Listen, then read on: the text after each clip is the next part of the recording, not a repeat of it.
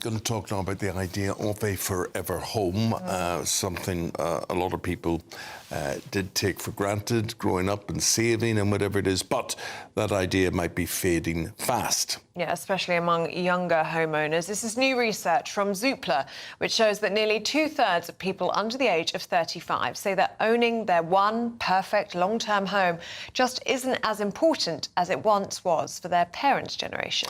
Rising prices, flexible jobs, changing lifestyles, more people see property as a stepping stone, not a destination. So this morning we're asking, is it impossible for young people to actually buy a home? Well, we're joined now by a political commentator with Young Voices UK, Noah Khogali, and the journalist and writer Emma Wolfe. Morning, you two. Good to see you. Noah, let's start with you. As a young person, do you think this is the end of the forever home dream? Unless we have huge change in the planning system and actually start building some homes properly, unfortunately, it looks like it will be. We've got the worst housing affordability crisis for 150 years. We've got a shortfall of, 4 million homes. We need to do something pretty significant when it comes to the planning and house building sector. Or for young people, owning their own home just will cease to be, even a slither of a dream and just become something that we don't even think about.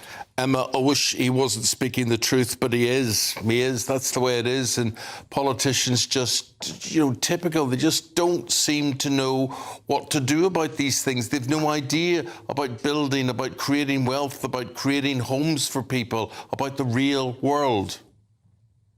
Look, I think it's an individual choice. I know, of course, property prices are steep, especially in places like London.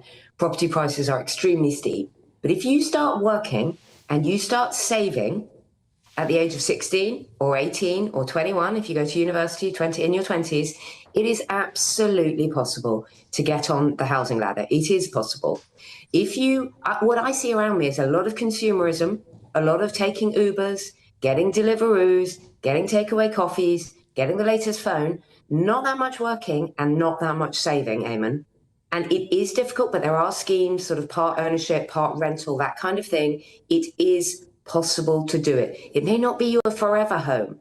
It may not be the perfect home that you get in your 20s. Absolutely not. My first place was a tiny flat. And then I was on the property ladder. I was on my way. And that was all to do with working and saving. So it is possible if you focus. The other day, the weekend, my neighbours were having a Halloween party.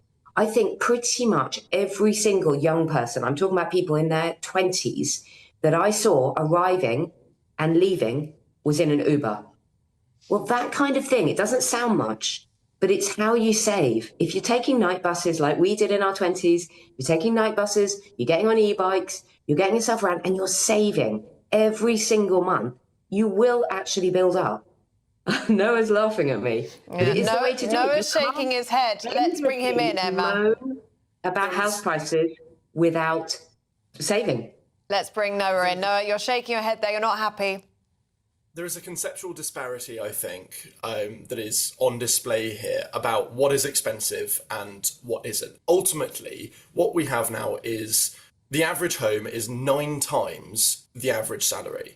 Rents in England are pushing 36% of salaries is what people are paying on average if they're, a single person renting. And that's not to, they're not, splashing the cash there. That is just incredibly unaffordable. You can, not get a £5 Uber as much as you want, but it doesn't close that gap. The only way we close that gap is by building more homes, ultimately. And it's a very easy argument to make. Look, and it's a stereotype. You always hear that, young people are buying avocados and that's why they can't afford new homes. That is complete nonsense. And everybody should know that is complete nonsense.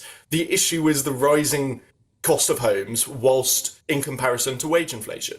And ultimately, that's the issue that stops young people buying homes, not that they're maybe buying a new iPhone. Well, that's the big dilemma. That's it, guys. Thanks very much indeed for raising the issue, getting people thinking and getting them talking this morning. Remember, have your say if you want to contribute to this. But to Noah and to Emma, thank you both very much indeed. Yeah. Don't think any amount of avocado toast in the world or all the Ubers in the world, you couldn't get a house deposit together if you're on a low salary. Still to come, doctors